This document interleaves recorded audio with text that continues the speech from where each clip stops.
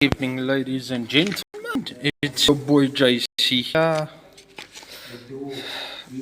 Look, I'm gonna start this one off by saying when they did the forecast, it said today is gonna be the coldest day of the hours. I thought they were exaggerating, but damn it. I think the highest we had today was 8 degrees Celsius. But yeah, I'm gonna do this one. This one's special because it's South Africa against Ireland. And look, number one versus number two, champion versus champion is always special. World champs, best in the South versus the best in Europe. Number one versus number two. You know, I was lucky enough to actually see it twice because I saw it with Fury versus Usyk as well, and Usyk won. What made this game even more special was the anthems. Both sides, passionate, you know. I wish all of our anthems were so passionate. I mean, this game had everything. It had drama, controversy, character.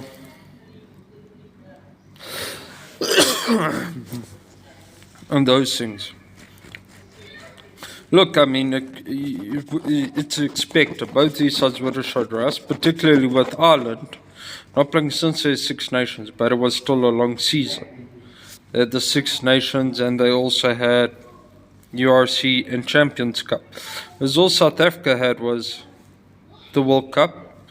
We had the URC and Champions Cup. Our international season is only starting now. So you would expect rust from our end, and from Ireland's end you would also expect the rust as well as signs of a long season, which is why I'm not really being a dick towards the Irish. You get what I mean? Or a douche towards the Irish. Sorry about that. I'm gonna touch down on the game and say the Boks didn't kick much during this game, you know? Yeah, they still kicked a bit, but not as often as what they did. The early try, I'll say though, okay? And I don't know if this is because Irish are so good, or if the Springboks just didn't capitalize on the momentum, but that early try should have set the tone. With that early dominance that the Boks have. Okay, and then also, at the same time, I also want to ask a question here sorry, I'll actually put everything down. Okay, is Kwagga Smith a starter or should he rather be used as an impact player? Because the performance that he put on, yes, he did a couple of good things. But his all-round performance, he's much better than what I saw in this game. Okay? And Ireland was showing shades of a good game plan at times. Not particularly in the first half.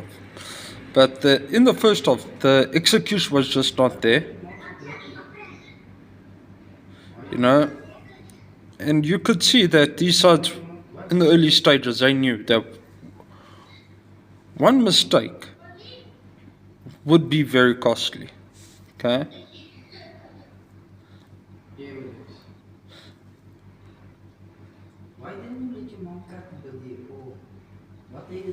And then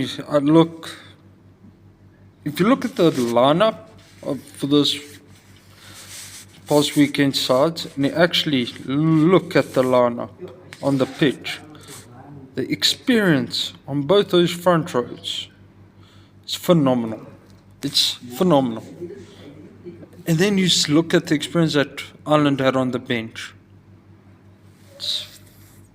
And South Africa as well. Amazing. Purely amazing. Now I'm talking about the forwards, okay? Ireland, look, on Ireland's backline as well. I mean, if you have a player like Conor Murray on your bench, Yeah, people, then you come and tell me that Ireland isn't as stacked as our Springboks are in depth. Yeah, maybe not, because, look, you can blame that on population. You can also blame that on the fact that rugby is only now become like something big in Ireland as well. But if you have a player like Conor Murray on your bench, you actually look at the quality of the flowers that the Irish have. And then the centres and the wings. Look at Leinster and Munster and Connacht and Ulster. You have four decent provincial teams that have players in almost every position on all four teams. You have at least one player from each position that can play in the Irish lineup. There's nothing wrong with Irish depth. Okay? But look, if we gave Ireland 3 points with two silly little errors, okay, and at 7-3 up, the Boks and Ireland were actually both showing signs of rust. Look, it was still early. Ireland did show a few signs of it being a long season. Okay, but the Springbok strategy early on, you could see, was to keep the scoreboard pressure. Okay, and it came into action after 17 minutes. Pollard slotted a penalty, and South Africa were up 10-3. And I mean, they could have taken they could have tried, take it a chance to go to touch. Look, I would have tried my luck there, but you know what? Then again, you know that there's experience up front, and Ireland know how to stop the Springbok more. Okay, so you know what? Take the 3 points anyways. And then you also had a point where Springboks got lucky. We were attacking, and then we had a pass that Sheehan intercepted, and he slipped after the intercept. That was a damn lucky break.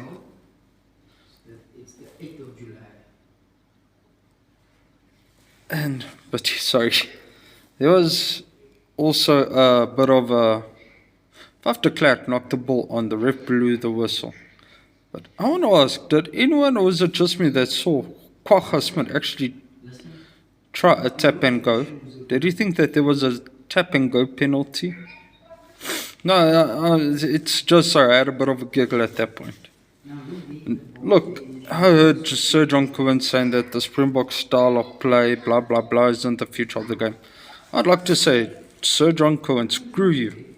You're a jealous pig that hasn't won a World Cup. Thank you. Okay, but now let's get back to the point here.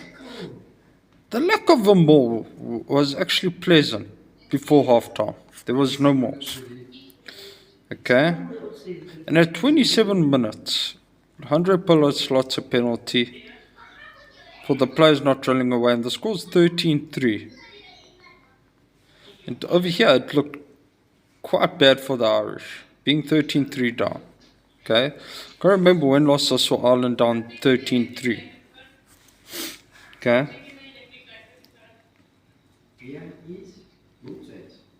James Lowe and Jamie Osborne did combine well for the Irish first try. Okay, the score is 13-8. Pollard misses a penalty again, misses his first penalty 40 minutes in, and a halftime score is a reverse of the World Cup pool game full-time score 13-8. Okay.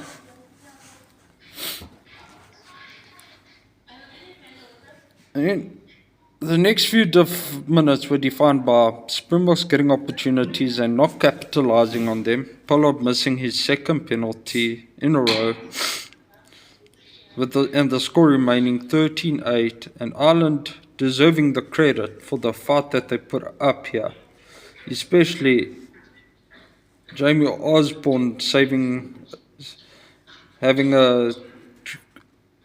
performing a try-saving tackle on Kit Lawrenson. Now, please note that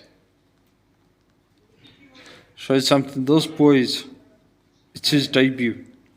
Early in the game, he made a mistake, which can just purely be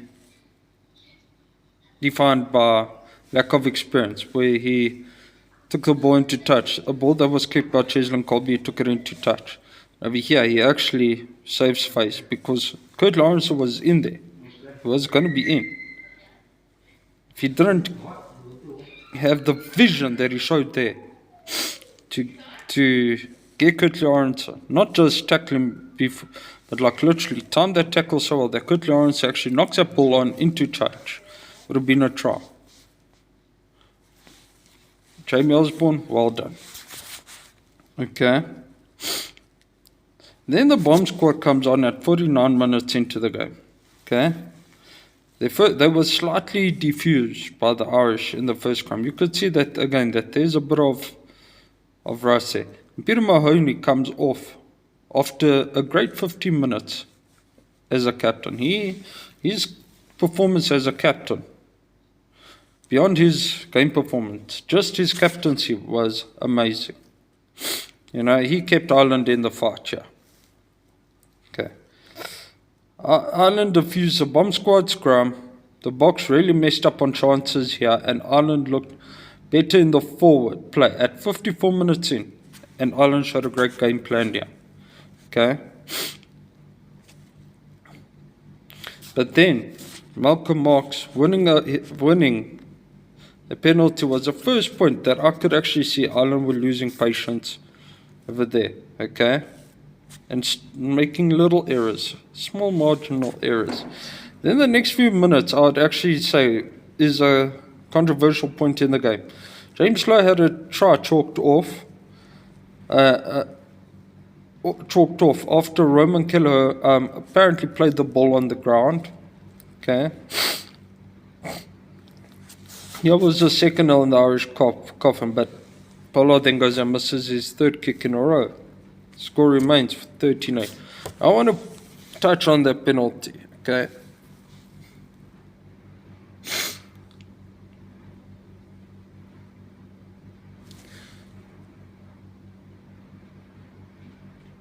There is grounds for a complaint there because that was a rugby incident. I mean, those sort of things do happen in a game, okay?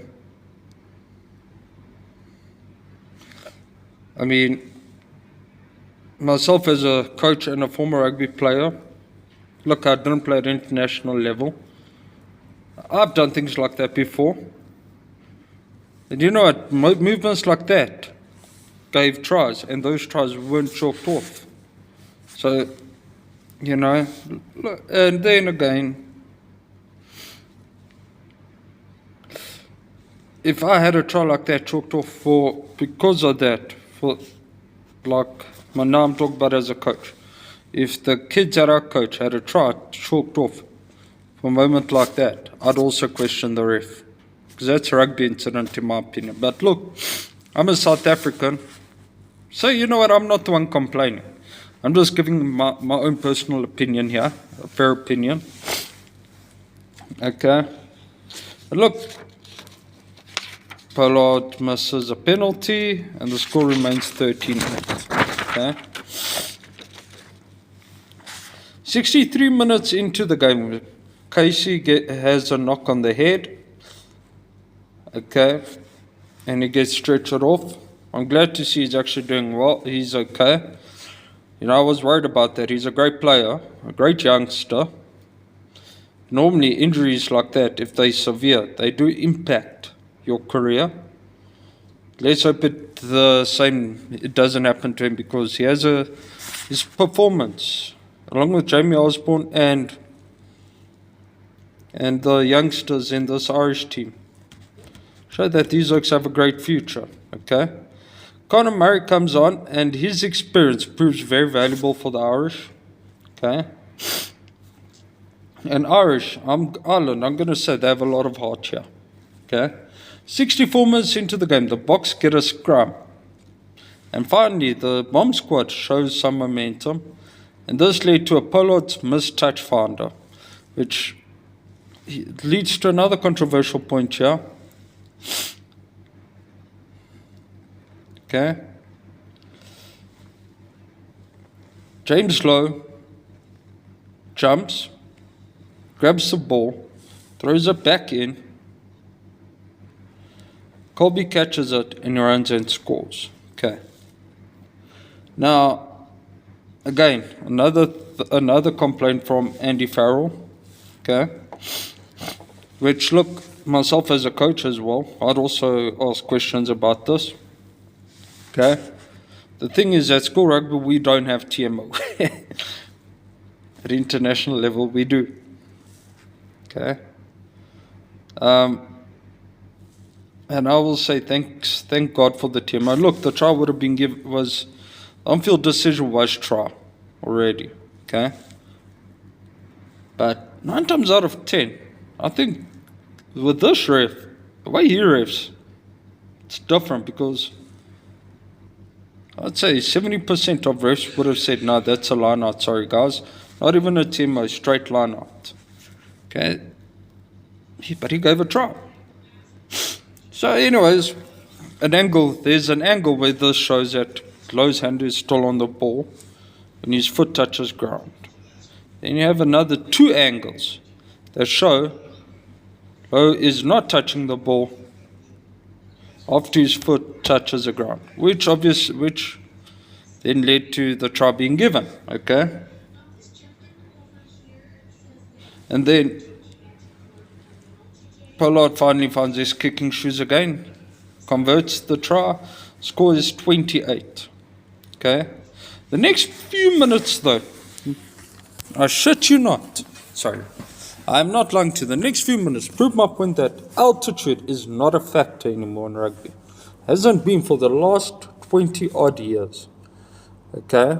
Jason Kolbes goes from 0 to 0, kicking a kick out on the full. And Ireland's attack finally earns a penalty. Okay, but the Springbok line-out proved a bit too strong at this point. Okay, where we stole one of Ireland's line-outs. And Pollard performs a touch, kick. He kicks a ball into touch, which proves... Sorry, Polly, you're one of my favorite players, but I'm going to compare your kick to touch to a go-to the market. Was irrelevant. Okay? The next... And... Hold on. Arnson gets carded 74 minutes in. Healy coming up for Porter, although Porter was already here playing at a 74 minutes. At 70, he was on for 74 minutes. This interchange to me is what proved costly. Okay, Ireland played with more, but at this point, for the next 6 minutes, Ireland played with more energy than what they did the entire game. Hence why I say altitude debate is a joke. Okay. Then, because the next 5 minutes saw 3 tries, of which 2 came from Ireland. Okay. Murray's try. Here's my description of my question. How did the Boks allow an overlap at literally center point of the pitch? Your overlaps, you normally have overlaps on the outside, close to the touch. How did they have allow Ireland to create an overlap in the middle of the pitch? Okay. Look, it was a good try. And Conor Murray's experience, this is why I say his experience was valuable. Look, the kick was unfortunately missed. For Ireland's sake, it was missed. Scores 25-20. Lowe's next factor, Francois Lowe's next mistake proved the deciding factor in my opinion. Okay. He kicks a ball out behind the try line. Instead of just letting the ball roll over the dead ball line, giving Ireland a scrum at the centre part of the field that could have possibly led to a try for the Irish. I mean, you're playing against 14 men. Now, please note, this is how it could have been different. Playing against 40 men. You have a one-man advantage in the back line. Okay? Get a scrum at the middle. Okay? You run, you can almost guarantee, because South Africa looked tired. At that point, South Africa looked tired. Ireland would have scored. Conversion would have come. Ireland would have likely won 22-20. Instead, James Lowe makes a mistake, kicks a ball out, and that ball still flies out behind his own in-goal line. Okay. Forcing a scrum. It's the last scrum on Ireland's try line. You have Vincent Koch versus Cian Healy, which equals a penalty try. Now my question is, because that looked like Cian Healy's side suffered in that scrum, why did Kelleher get yellow carded here? Now suddenly it's 14 against 14. Okay? The last 2 minutes showed, but I will say the last 2 minutes of this game showed class and character from the Irish. The game was lost. It was lost. You're down 27-15. Okay, I think the best you could get over here is a draw. Okay, you're down 27-15. Okay, sorry, that last try by Ireland, Crawley got the kick over. Okay, it is this try. Ireland get another try, but Crawley, under immense pressure, misses it. Okay, that was the last bit of the game. Eventually, the match ended. Ireland knocked the ball on, or someone knocked the ball on after kickoff. Yeah. Now, here's my opinion. Okay, I'm going to give an opinion here. Both sides need a lot of work before the Durban test. Okay. We're here, currently Gauteng. Look, I don't know if it's the same, will be the same this weekend. Here in Gauteng, it's cold. In Durban, we do not have a winter. Winter is just a word there to allow the Durbanites to think they're South African. There's no winter there. Heat will play a massive factor. It's humid. It's hot, it's humid, that ball's going to be wet. Without even rain, that ball's going to be wet. Okay? In this match, there isn't much to really analyze. Both sides showed rust at some points. Ireland showed shades of it being a long season as well. You could also see that a lot of the guys are young. Although the youngsters had a great game, you could see that with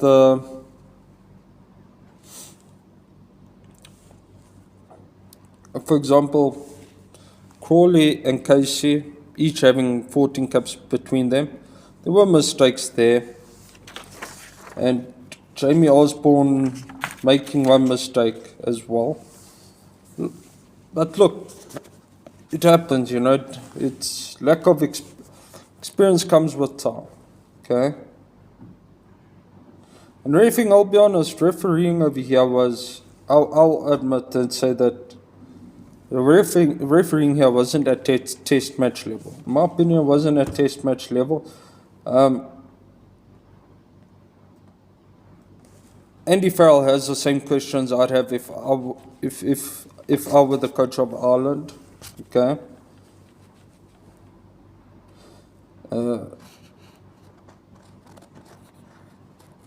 Look, Chase the Kolbes try was a try, but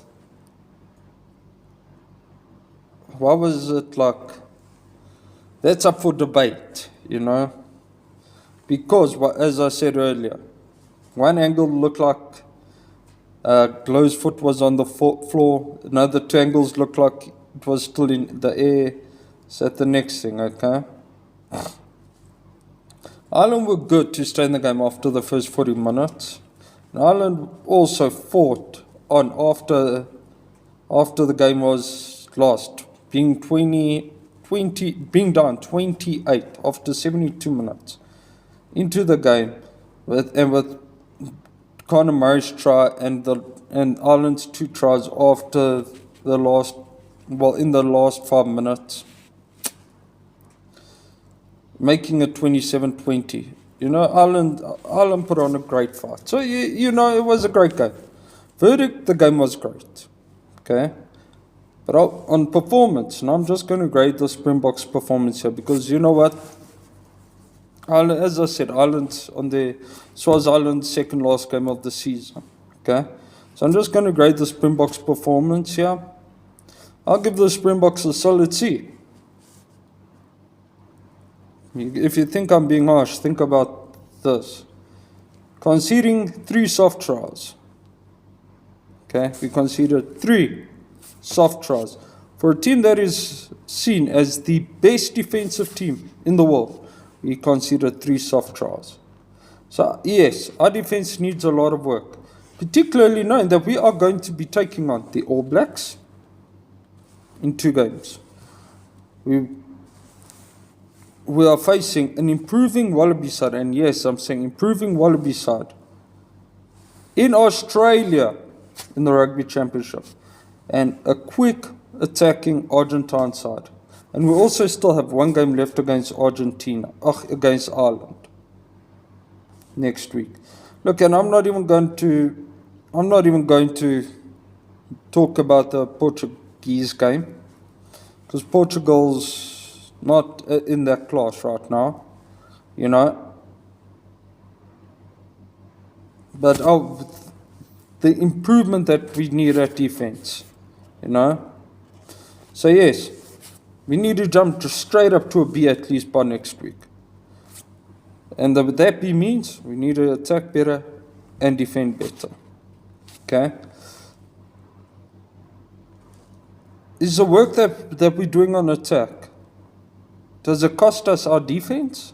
Does it come at a price of, downgrading our defense in order to upgrade our attack? If that's the case, well then, sorry guys, doesn't work.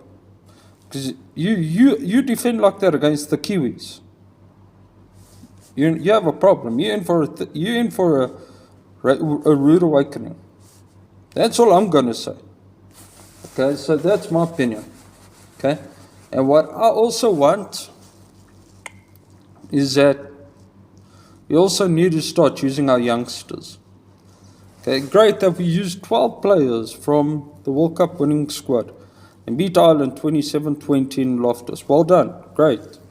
We also need to blood new players because, as I said, not everyone in that lineup that we played against Ireland this weekend will be in the 2027 World Cup. Not everyone, guys. So yeah, okay, great. We got our next 3 games are, if I look at the fixture list, I will do a video on the fixtures. Our 3 games after the next Ireland game is Portugal, and then 2 games against Argentina. We can still afford to, play a couple of new guys there, but we can't play new players only in 3 games a year. We can't, sorry. We need to find space. Maybe risk a loss or 2, but we need to also blood new players. Let me know what you guys think in the comment section, and please like my video if you enjoyed it and share your thoughts and follow my channel. Cheers guys.